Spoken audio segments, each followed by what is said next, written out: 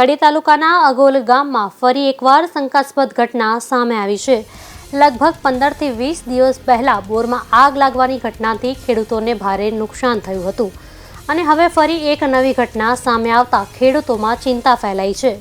અમદાવાદના વસ્ત્રાપુર વિસ્તારમાં રહેતા મધુભાઈ પોપટભાઈ વસાણીની અગોલ ગામમાં જમીન આવેલી છે। આ જમીન પર આવેલો બોર હાલ ગામના જાદવ રસુલભાઈ જામાભાઈ દ્વારા વાવવામાં આવે છે, જ્યારે મુસ્તુભાઈ હિંમતભાઈ પટેલ તેની દેખરેખ રાખે છે। ગઈકાલે રાત્રે અજાણ્યા તત્વોએ બોરના કેબલ કાપી નાખ્યાની ઘટના સામે આવી। ખેડૂતોના કહેવા મુજબ આ કેબલ ચોરીના ઈરાદે કાપવામાં આવ્યો હોઈ શકે છે અથવા કોઈ જૂની અદાવતને કારણે તેમને હેરાન કરવા માટે આ કૃત્ય કરવામાં આવ્યો હોવાની શક્યતા વ્યક્ત કરવામાં આવી રહી છે। આ બનાવને લઈ ખેડૂતોમાં રોષ અને ભયનો માહોલ જોવા મળી રહ્યો છે। શું બનાવ બન્યો હતો? તમને કેવી રીતે ખબર પડી કે અહીંયા કેબલ કપાણો?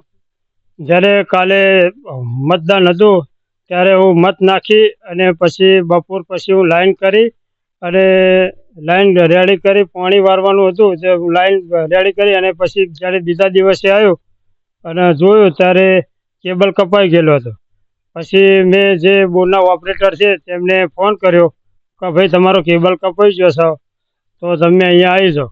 તેમને જોયું ત્યારે કેબલ કપાઈ ગયેલો હતો અને જૂની અદાવતમાં પહેલાં પણ 15-20 દિવસ પહેલાં પણ આગ હીકી હતી, તે બધું કેબલ બધું બળી ગયું। તે પછી નવાસરથી કેબલ અમે જોઈન્ટ કર્યો અને આ બીજો બનાવ બન્યો કે કેબલ હપુરતો કાપી જ ગયા। કેબલ કાપી ગયા હતા વચ્ચે આગ લગાડી હતી 15-20 દિવસ પહેલા, તો એ બધું નુકસાન થઈ ગયું હતું। ત્યારે કેબલ બળી ગયો તો કે સાચો હતો?